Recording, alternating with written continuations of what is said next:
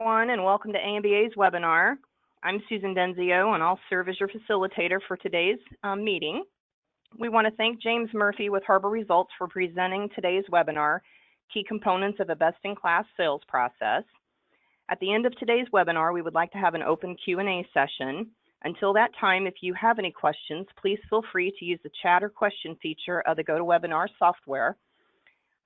We will also be recording today's webinar, and we'll have it available for attendees soon on the AMBA website. We will also have a few polls during today's webinar, so we're going to ask you to participate during that time. And so with that said, I'm going to turn this over to James and let him begin. Thanks, Susan. Can you hear me okay? I sure can. Great. Good afternoon, everybody. My name is James Murphy. I work for Harbour Results as a consultant. Let's see if I can advance the slides here. A little bit about me. I've been with Harbour Results about 2 years. My focus here at the company is primarily around strategy and finance. I work with shops to develop metrics, goals, and help them understand how they can better utilize their assets to maximize some of their value. So, like I said, my background's in ops and finance. And what I want to do today is really spend some time understanding what are some of the best shops doing as it relates to sales process strategy that I think are good, best-in-class items to share with the rest of the audience. So, for those of you who aren't familiar with our organization, we're a consulting firm primarily based out of Detroit. We work a lot with the tooling industry as the bulk of our work with mold and die companies. We also do work with molders and stampers. But, we also do business assessments. We do operational improvement strategy. And as you guys have probably noticed, we conduct surveys on a periodic basis with the support of the AMBA. And we work with the AMBA as well to analyze some of their data as well and provide additional value. So, kind of moving forward here, these are some of the key topics that I really want to hone in on today. There's 4 topics that I think we have enough time for, and I'll do a dive into some of these and figure out, what are some of the strategic frameworks that build up these processes and how are people using them. So first off, it's really identifying who should I be working with from a customer standpoint or an account standpoint, and what markets are they located in? It's a conversation we tend to have quite a bit. And the AMBA membership is a pretty diverse organization. So mold shops tend to service, I think, over like 10 different industries, not on average, but just as far as the bulk of what the AMBA does, anything from automotive to aerospace to consumer products and medical. It is really quite the spectrum. And then we'll shift into how should I be communicating and planning the stuff that I'm doing, either internally or, most importantly with some of my customers. What does my communication strategy look like with them? How do I make sure people inside my organization are on the same page? That way we're kind of going in the same direction, which is critical. And then it's all about how do I measure success? What are companies doing to make sure they're getting the most value or the return on sales with the efforts they're doing? So this is kind of like measuring anything else, margins, profitability, all that. But it's really kind of taking a sales look and saying, okay, well, we've done all this. What does it mean? What do we need to change? And then pivoting accordingly within the framework of sales. And then last, we'll talk about how do you organize your assets, which are primarily people as it relates to sales, to make sure that you're getting the most value out of your organization. All right, so moving forward, we do have our first question here, just to kind of kick off today, and it's really trying to understand, how would you categorize your shop sales process? And I believe Susan's going to kind of move it to a poll question here. Yep. So we've got quite the. Thanks, Susan. So we've got quite the option. So if folks want to go ahead and select an option here, we've got everything from, James, it's the Wild West out there.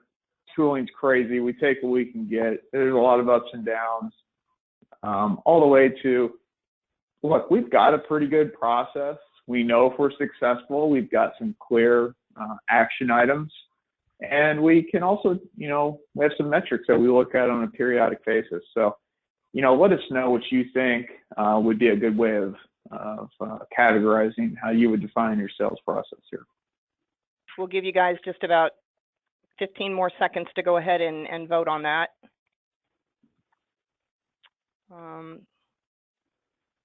So far, James, it looks like we're working towards a common goal. Is the oh, that just changed. We aren't that common. Yeah, I'm going to go ahead and close this, and then we will share. There's the information after everybody voted. Are you able to see that as well, James? I am, yep. So it sounds like, like people are, for the most part, they've defined some sort of process for their organization. And at a minimum, they feel like they're heading in the right direction. So that's good. We don't want to be typically starting from scratch where you go in and you say, hey, what's your process? Help me understand what you do on a sales front. And they look at you as like deer in the headlights, and it's all downhill from there. So, all right, well, that's a good way to kind of give us a good foundation to move forward from here. Thanks, Susan.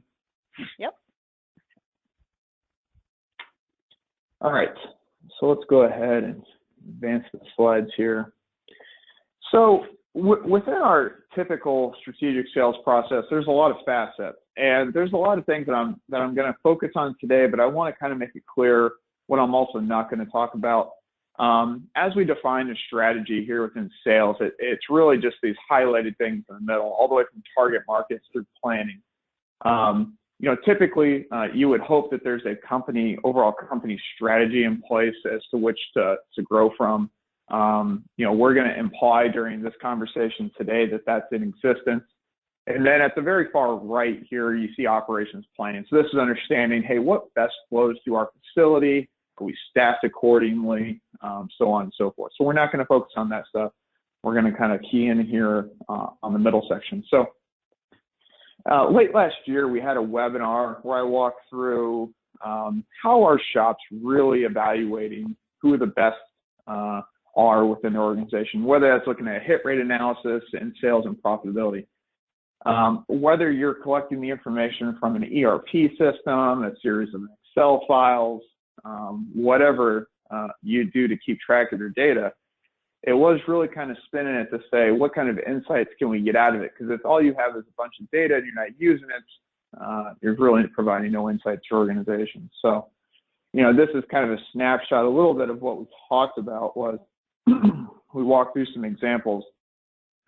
Here on the left was, okay, looking at 14-month quote analysis, who were I quoting? What was my hit rate? And where was I doing well and not well on? So, you could see that customer one, the total quote amount was nearly $350 million, while only winning a little over $1 million of work. So you would say that the return on sales effort there was pretty low. And then it's identifying, okay, where to from here?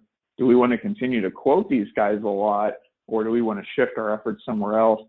And kind of the key understanding over on the far right as well. This is looking at how much we quoted versus how many sales we had. So these were actually two live examples of work that we had done over the last 18 months or so to really kind of highlight from a quoting standpoint where we were spending most of our effort and if it was justified. And then we went through a series of Excel examples of key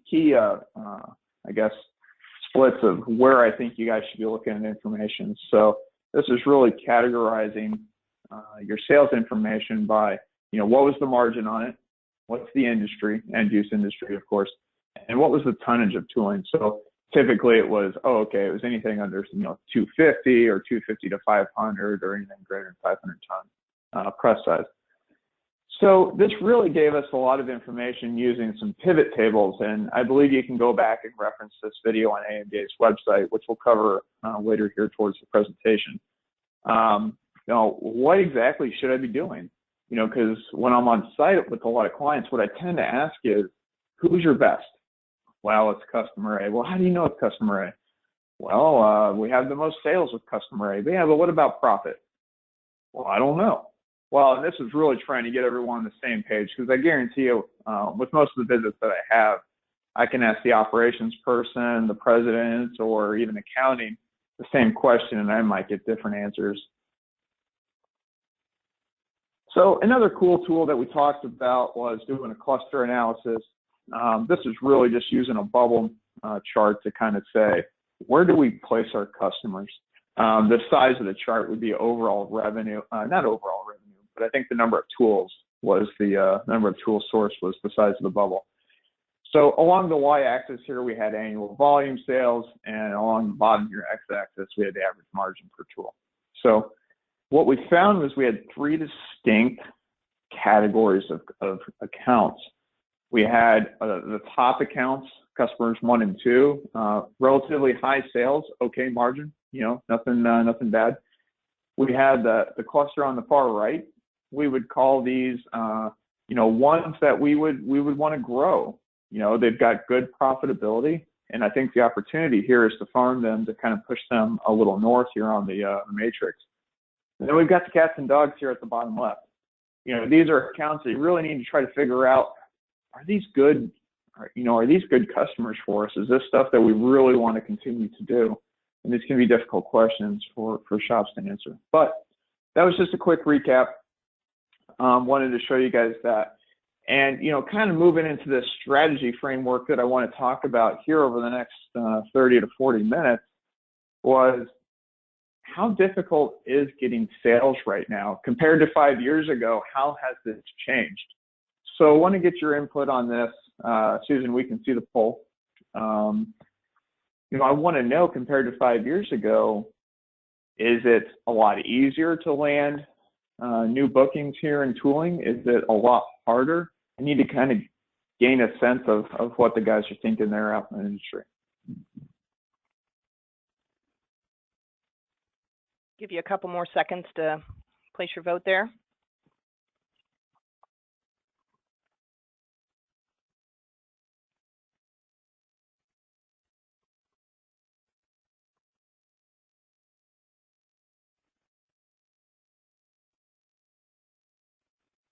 Okay, I'm going to go ahead and close that down and share those results. You see that, James? Yep, I can. Thank you. So it looks like, nearly 50% of folks say it's a little more challenging to much more challenging.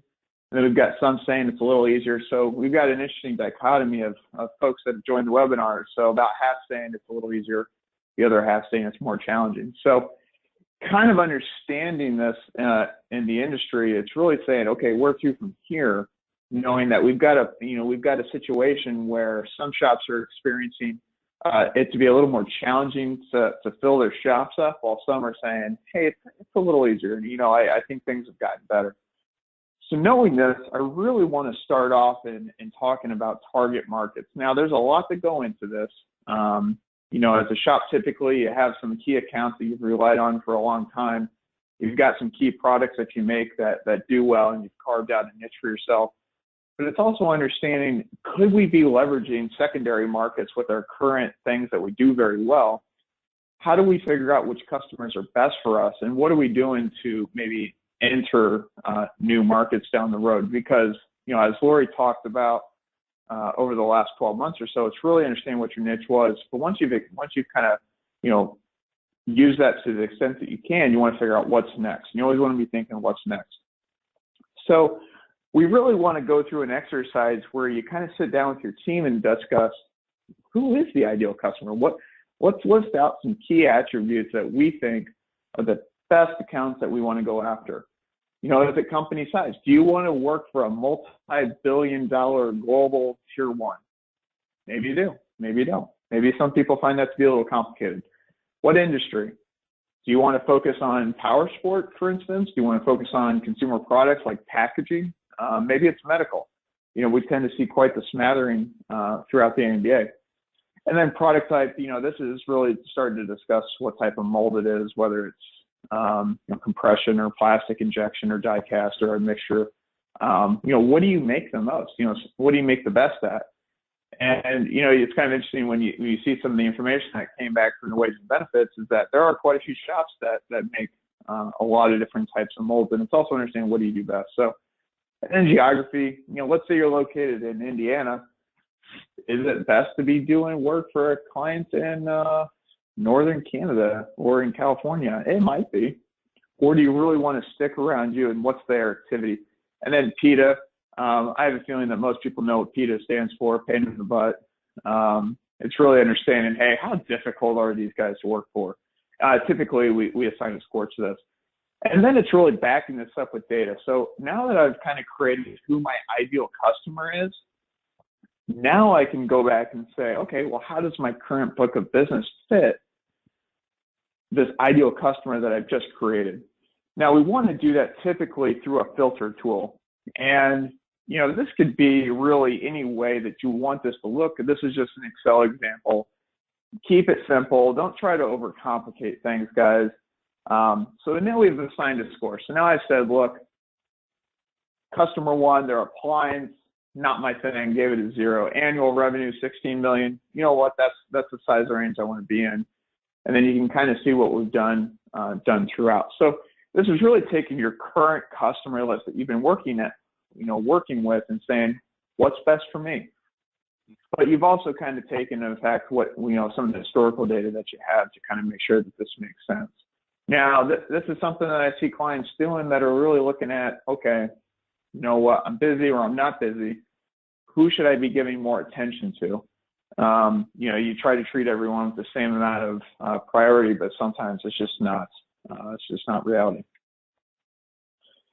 And then if you really wanted to get creative on a costing model, this is trying to figure out, okay, based on my current capacity and my filter score that I've created, how should I be charging? How should I be charging for the mold build?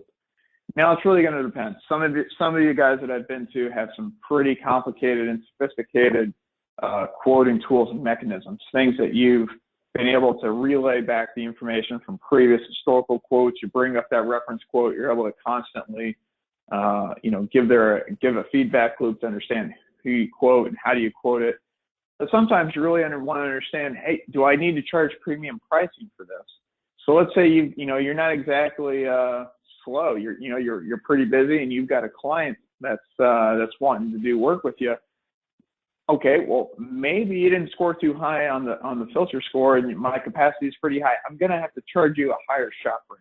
And these could be multipliers of whatever your blended shop rate is. Let's say it's 60, and you're trying to be like, okay, it's high. I'm going to charge these guys over 70. It's really up to you. But these are things that we see some different levers of companies pulling to make sure that they're charging the right amount that they feel is appropriate.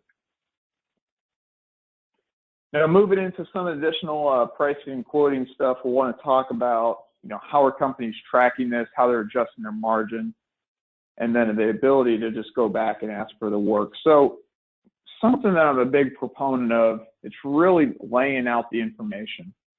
Now, what this example is it's saying, hey, I laid out my books business in quarterly installments. I know how busy my shop's going to be over the next year.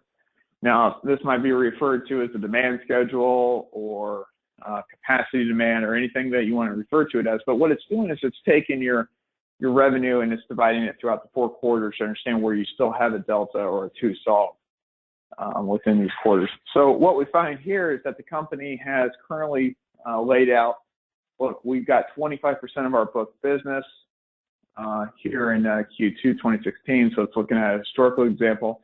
And then it dips down to 22%, 16%, 12%. Now, historically speaking, at this point last year, we were at 56%, so we're doing better.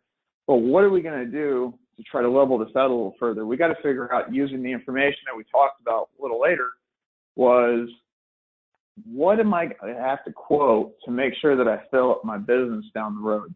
Now, this is kind of an ideal situation. Sometimes we're in places that are like, look, I've got 30 days visibility, maybe, or I've got 90 days. It really depends. But we're in places that tend to get busy, whether it's filling up with new molds or it's filling up with some of the repairs and changes. It's really trying to figure out what's the strategy that I'm going to do to make sure I level load my business moving forward.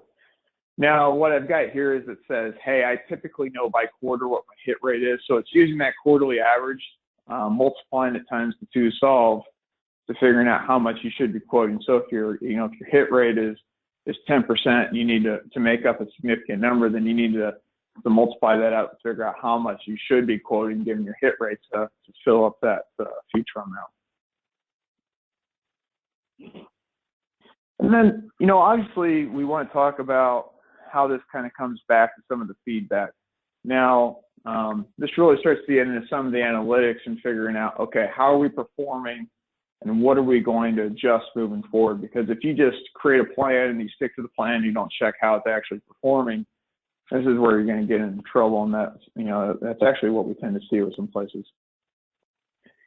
So I want to do another question. I want to ask, how often do you and the team kind of purposefully meet on sales and plans? So this isn't just a quick stop by the office. Hey, Bob, how's sales looking or anything like that. This is how often do you guys get together at your shop to talk strategically about how sales are doing and what are you doing to attack it moving forward? So give you guys here some time to kind of give me the cadence that works best for your shop.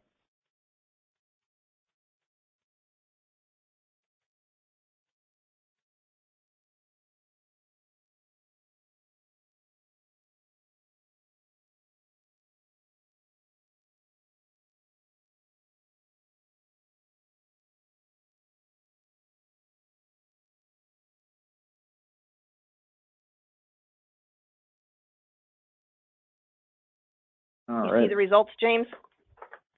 I do. Thank you. So it looks like, over 50% of folks said they meet every week. You got about 30% saying every 2 weeks and then monthly and others. So looks like we have some pretty good regular meetings that are occurring, which is great. This is something that we like to see happening at shops to really figure out how are we performing. You would think it would be extremely commonplace that people have a fairly robust meeting schedule every week, but as it turns out, that's just not the case. So, I want to kind of walk through some specific examples of what I tend to see. So what I think is really good to be, because you want to come into these things with a specific agenda, or it gets very kind of wishy-washy on these weekly meetings. You got to figure out what's the purpose.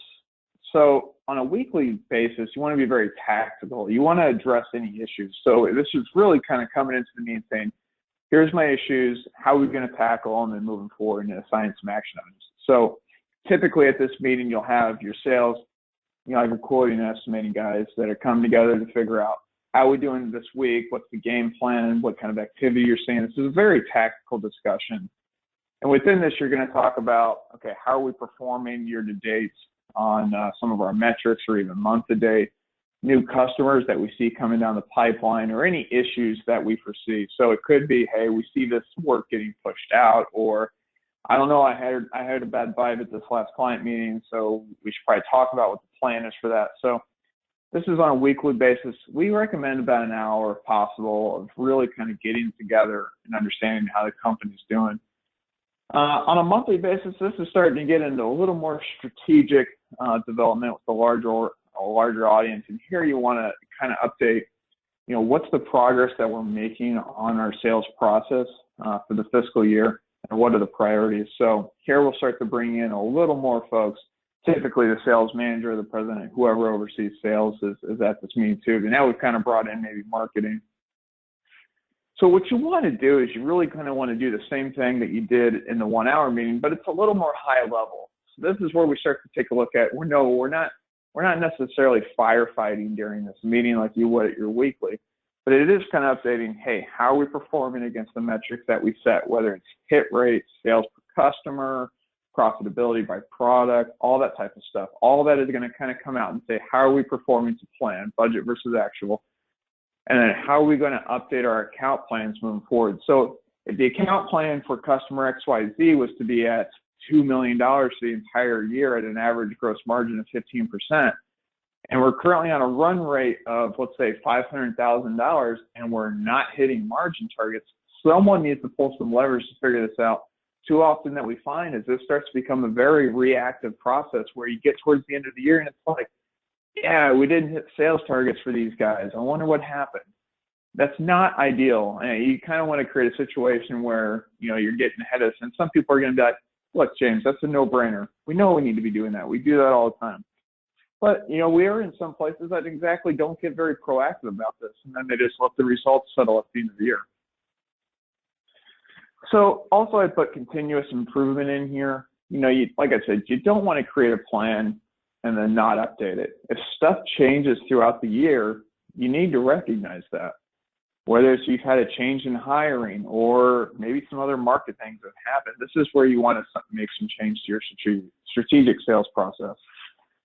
And then quarterly, this is where we kind of get together for an all-day powwow. This is bringing in the larger management team, operations, engineering, that type of group to get a lot more feedback. Now, you're going to go ahead and talk about what metrics are you doing, but now I've hoped to see a little bit more of a deep dive analysis. This is where you're bringing out the customer filter, you're reviewing account plans, which we'll talk about here in a bit, and we'll update how we're performing towards our strategy. Now, this is where you get larger group input where marketing might feel like, hey, customer ABC, we're doing very well with, they're great to work with, and operations might be, I think they're a pain in the butt to work with. Engineering's like, yeah, they're making a bunch of changes. Like, no one knows that. This is where we get all on the same page and make sure that we make the most out of this quarterly meeting. So with this, we hope to see some level of scorecard. Now, instead of bouncing back and forth with Excel like I did last time, I thought a screenshot would be the easiest thing to do here. And this is kind of what we hope to see, at least at a minimum, from a meeting standpoint each week. It's really taking, okay, what are our sales goals for each week? Given our hit rates, what do we expect the amount of quotes that go out should be? Now, this is where you really start to get tactical to understand what performance is. And this is how we see some of the best-in-class guys really getting ahead of the game to saying, look, I see we're underquoting for this specific industry or this specific customer. What are we going to do? Someone give me the game plan moving forward, because you don't want to catch yourself with your pants down and the shop's empty and you're kind of scrambling a bit to make up for that lost work. So here we're going to talk about quotes awarded and share number. We're also going to talk about what the hit rate is. So this is kind of where you want to set your hit rate for what your data analysis has said. Now, for some people, it might be higher than 10. For some people, it might be 3. It really depends on what you focus on. And then we'll go ahead and start getting into customer visits. So this is where we tend to really want to kind of clamp down on how are we servicing the customer. So if you're never going out there and meeting with the client and understanding, hey, what are you working through? What's going on? What do you see coming down the pipeline? We want to be strategic about this. More often than not, when we're on site, we find that, well, yeah, I'm going to go visit, Polaris or whoever it is, and I'm not going to have exactly, the best agenda. Those meetings just don't really give a whole lot to the organization. Now, this is where we really want to kind of break it down and say, look, we committed to certain contacts. We're going to be out there at least once a quarter, create some face time. This is where you're measuring things that you believe are important to build your sales target. So if the only thing you look at is, are we hitting our sales goals? That's a very resultant type of metric. You want to look at the things that we believe are going to drive sales, and then you measure them accordingly. And then lastly here, it's really looking at, okay, we need to weed the garden. So it's not exactly the most technical term, but we want to figure out, are we overcommitting on some of these accounts that just don't make sense? Is it just not working out? And some of these might be strategic. You can see the ones I've highlighted here. They're small accounts. They represent less than 2% of overall annual sales, and the margin is pretty low. Now, this could be one of those things where, hey, James, it is strategic. Look, I'm trying to land this business, but as long as there's a plan there and you're trying to get good at it, that makes sense. However, if it's just one of those things where, you've been trying and you just can't get good at it and they're not giving you any more work, maybe that's something that you need to figure out. How do we exit this account gracefully and move on? So this is making sure that the work that's inside your facility is the best for you guys and make you the most profit. So want to tie this all together. So now we've talked about identifying markets, customers, some of the feedback that we're seeing throughout the process, and creating client plans. Now, this isn't something that we're going to advocate for every single account that you're doing, because a lot of you guys are working with more than 5 accounts. We get that. But it's really taking your top accounts here and saying, okay, what are we going to do with these guys? What is the specific game plan, and assigning some action items? So before we jump into this, I want to talk about, what is currently keeping your shop from being more profitable. Now, I tend to get a lot of responses with this when we ask this when we're on site with different mold shops. But sometimes they're saying, look, if I just had better payment terms, or if I could just manage my costs better, what does this look like? Is it making sure that you're more level loaded throughout the year? It's kind of an ongoing joke where some companies are like, oh, if I just had 4 straight quarters of good sales, I'd be so much more profitable. So let me know where your guys' head at before we jump into this next section.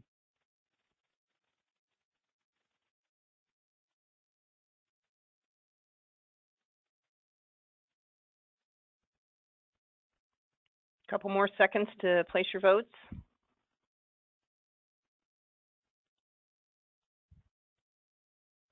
Here you go, James.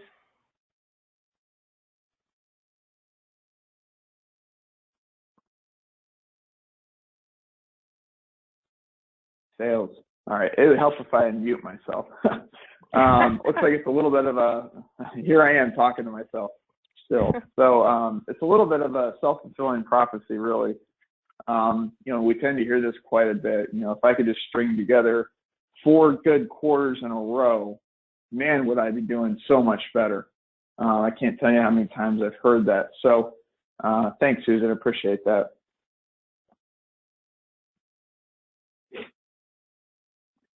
All right. So something I want to kind of, the thought that I want to put in everyone's head is, okay, given that it's consistent sales, and typically what we see with folks here in the AMBA is who is managing that? Sometimes we get too busy to stay on top of sales. So it's almost like, you know what, I'm responsible for sales as the president or the owner or whoever. And when I get busy, I just start doing other things. And all of a sudden I realize sales is down, and it's a very kind of roller coaster type of system. So there's a difference between working on the business, working in the business. I'm sure you've heard this before. But this is kind of where we want to get a little more tactical and say, what are we doing with our best accounts? Who's going to grow this? What's going on? So kind of what I hope to see a little bit here is some account strategy. So this is a summary form. This is saying, look, here's the 2015 revenue or the 2016 revenue that we had for this company. This is what we forecast, or the target amount. And then you want to quantify them with, where do we see them going from here? Now, this could take a little marketing gymnastics on your part to figure out, can we grow more there? Is there an opportunity? Or are they in some sort of market that's on the decline? So if you were heavy in oil and gas back in 2014, well, hopefully they were an at-risk client and not a growth client, or you'd probably be going down with that ship. And then it's also figure out, who's the lead for this? Who's supporting, and what are the goals? Now, sometimes they're not too dramatic. It really just could be like, look, we want to stabilize our relationship. We're happy with where we're at. We want to continue to grow and develop with these guys. It could be, look, we really want to grow the portion of the business that we do with this molder, and we really think we can do it, and here's how we're going to do it. Here's going to be responsible. And what you're going to do with this information is you're going to take some of your key accounts and you're going to create plans for them. So don't worry about reading what's on it. It's in Latin. So if you can read Latin, good for you. They're just placeholders. This is kind of creating some level of account plan that you would look at on a sometimes a monthly. Maybe it makes sense quarterly. It really depends. You got to figure out what that right cadence is for you with that meeting schedule we talked about. But it's saying, okay, here's the account plan. Here's where the revenue's been historically. Here's who's taking the lead. You keep it simple, put smiley faces, frowny faces, whatever works best for you. And then talk about, what is it that we want to do with these guys. So we got some background information. We've done the data analysis. So I've been talking about data analysis now since last year. I can go in here and say, yep, from an analysis standpoint, these guys typically are at this hit rate. This is what we see with them. This is where you bring in some of that information. Then we want to talk about what's the sales potential here. If we're at $2 million and we want to be at $3 million, we need to call that out here. We need to know what portion of the business that we're currently representing for these guys on mold building. And then what are the objectives? So the objectives could be, look, I'm going to meet with these guys every month, face to face, and we're going to talk about how their business is doing. It could be as simple as that. Or it could be, I'm going to make sure that I give them a call once a quarter. You got to figure out what you think's most, responsible for your team. And here you're going to kind of lay out who the resources, the team members are. And then this is currently where we're on the far right here. This is where we're going to get very tactical and say, look, here's the plan for the next 30 days. And then here are the key things and milestones that we're going to kind of measure quarterly. So you create these plans and then you present these plans here at these quarterly and monthly meetings because you want to know how are we performing to date. You notice on here, we don't necessarily say, hey, this is the overall plan for sales, and that's it. This is looking at some of the real key intrinsic things within this planning process that are supposed to grow sales. Now, if there's other things you want to throw on here, feel free. We just try to make it as strategic as possible. You don't want to get bogged down with too many items. So, kind of where to from here, I've talked a lot. What we've understood is that really got to start looking at some of the data to begin with. It's always interesting to understand what you find. Now, like I said, this is usually just as simple as taking all the historical jobs you've done, or at least the information you can get, looking at it by sales, cost. I personally like to also see hours. I like to see hours and dollars side by side. So, for example, if you can bring in the hours for design, machining and assembly, that's perfect. I also like to see budgeted versus actual analyses done. Now, it could be a little trickier to get that information out of your system, but I find that it does a really good job of highlighting what you could be doing better at. And then once you have all this, you can at least create a foundation at which you can then build your strategy from. And then next, it's going to be telling your folks, here's the plan. This might sound silly, but we do find places that just don't have a plan. Or the president knows the plan, or the sales guy knows the plan, but no one else does. But this is making sure everyone's on the same page. Too often than not, we find that sometimes within the organization, we've got key managers that are going in different directions. So to make sure you communicate, here's a strategy, are we all on board? Great. Next, it's evaluating your process. Now, this is that feedback loop that I was talking about. This is not something where you want to create this and then move forward and look at the end of the year. No, you want to be evaluating this month over month, ideally. On a more tactical level, you're looking at this weekly.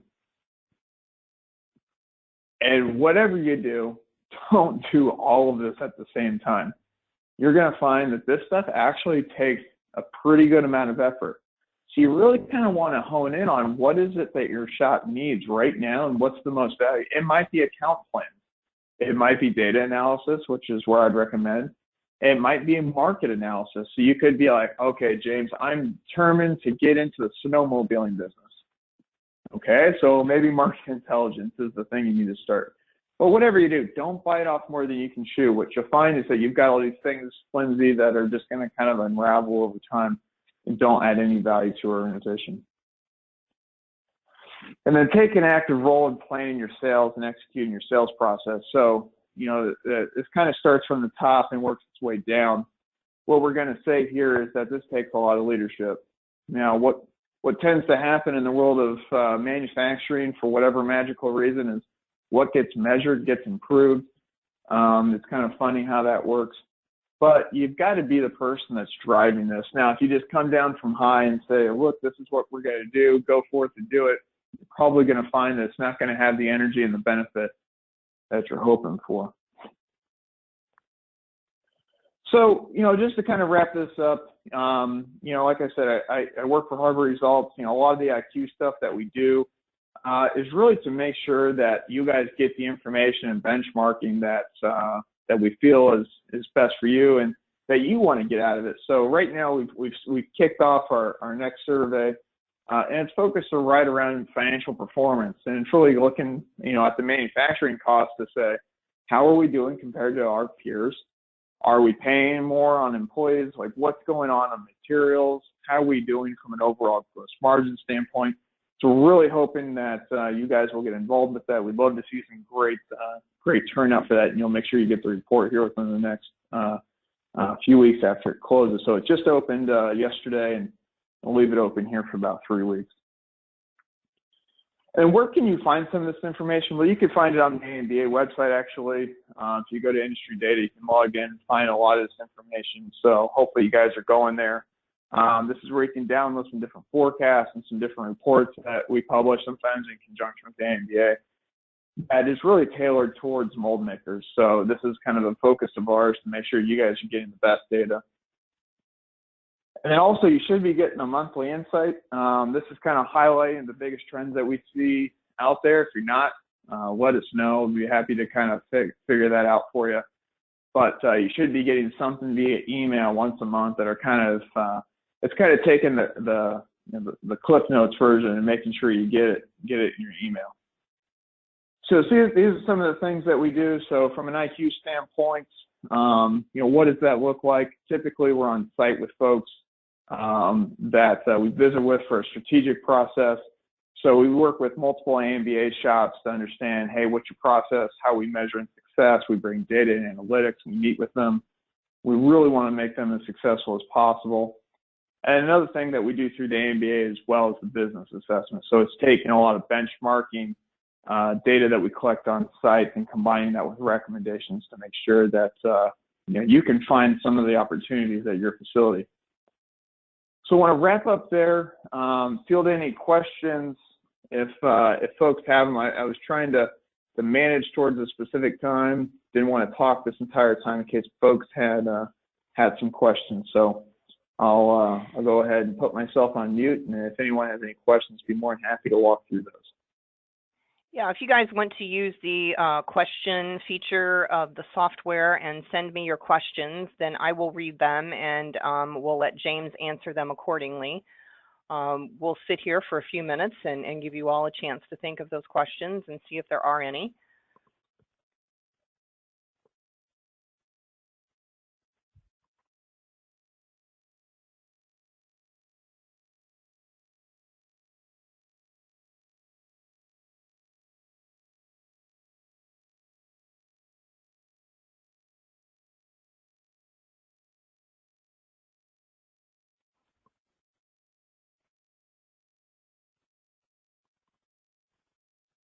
Kylie, I just saw that you had your hand raised and I missed your question. So you want me to do it again, or there she goes.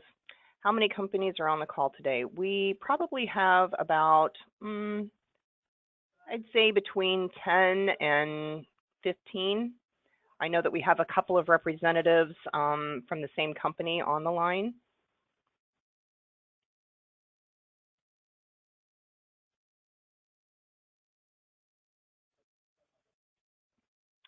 Jonathan, I think you had a question. Did you want to go ahead and type that in the question pane for me?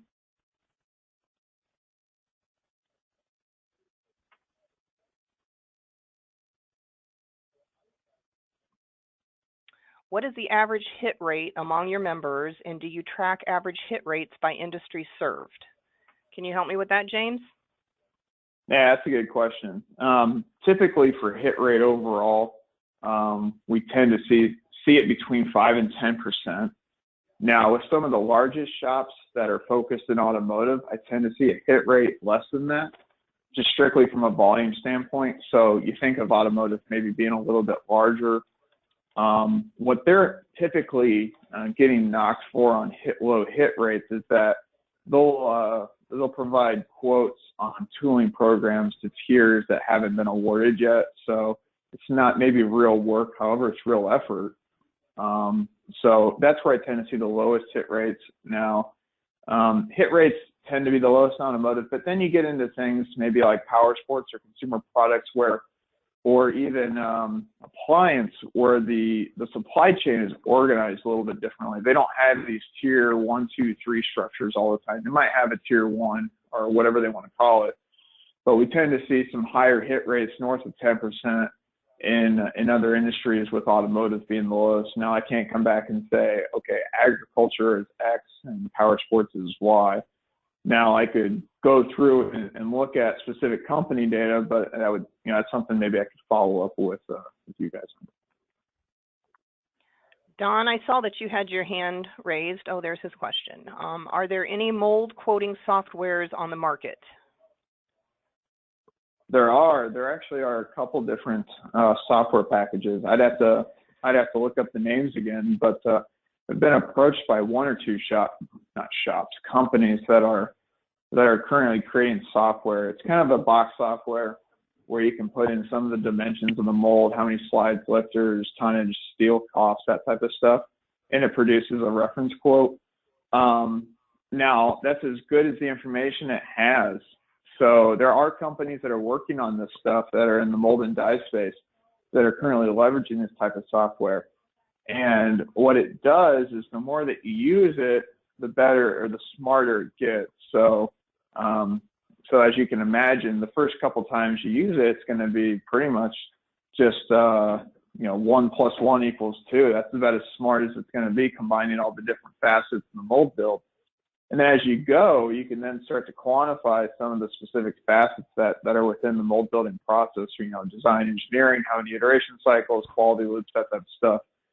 That start to really refine the quoting process. But typically, what I've seen the most, and they're good systems usually as well, is that companies have developed in-house Excel files, rather sophisticated sometimes, that create macros that help them quantify some of the cost, and then turn these things immediately into PDFs they can then email to their accounts. So how often are yeah. I'm sorry. It sounds like I need to collect. Yeah, I did give you an awkward pause there, so it sounds like I'll need to go and collect the names of those companies again.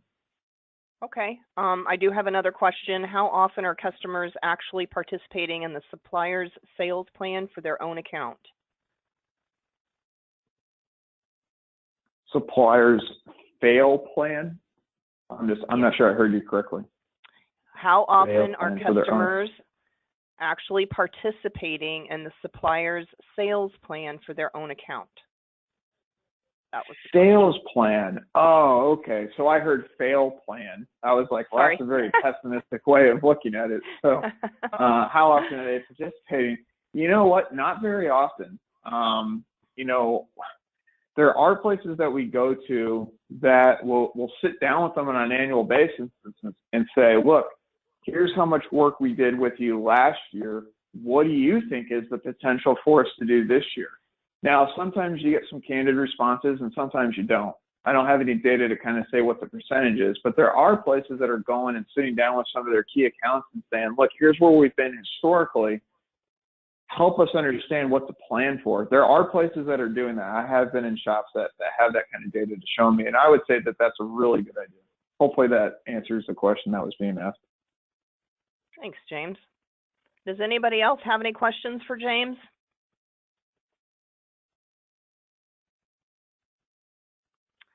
How many people are doing the estimating, vice versa? That was the question. So, so you know what? Give you the good consulting answer and say it depends. I've actually got some analytics that capture that. So I could forward that to the group here after the meeting. But typically for an average estimator, I've seen it from tens of millions to hundreds of millions of dollars per estimator. Typically, with some of the smaller shops that we see in the AMBA, there's not always a dedicated person who is doing only estimating and costing. But what we hope to see after companies have kind of gotten above the $5 to $7 million range, is they can begin to leverage a full-time person doing estimating. And once you get above that, there's some obviously economies of scale. So I've actually got a breakdown by size range that I can send to Susan, and she can forward that on. It kind of breaks out what is the expected quoting amounts per estimator by size range that hopefully we'll be able to answer your question a little further. Awesome. I do have a couple of others. How do we get the metrics for the best-in-class data you shared? Yeah, I think Susan, correct me if I'm wrong, but you're going to send this PowerPoint around to the audience. Is that kind of the question that's being asked here? Well, I will say that today's webinar is being recorded, and we will be uploading it to the website, where you will also be able to access the PowerPoint presentation. So if now, if you have additional questions around like metrics that you should be targeting, I would say maybe to send me a personal email and we can have that conversation, because it depends on what type of sales that companies do. So if they do heavy repairs and changes, then their metrics could be substantially different than those doing new builds. Another question just came in. Average quote volume per estimator. That would be great to receive. Thanks. Yeah, no problem. I'll make sure you guys get that. Jonathan, with regards to your question, it's the AMBA website, www.amba.org. You will need to log in with your member login, and then you can access this through the Events Archive tab. I believe that's under the Membership tab. And you can just access it by logging in and listen to it at your leisure, and also download the presentation. We should have it up yet later this week. Anybody have any other questions for James?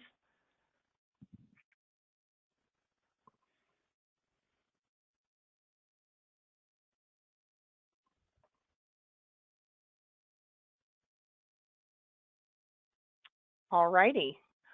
Well, what I'd like to say is you all see James' email address on the screen. It will also be contained in the presentation that you can get from the website. So if you decide that you have any additional questions or would like to communicate with him, you're free to do so. And if anybody has any other questions that they need to, address with us, please let us know what that is. James, thank you so much for your time today. Thank you all for joining us, and I hope you all have a great day. Thanks, everybody.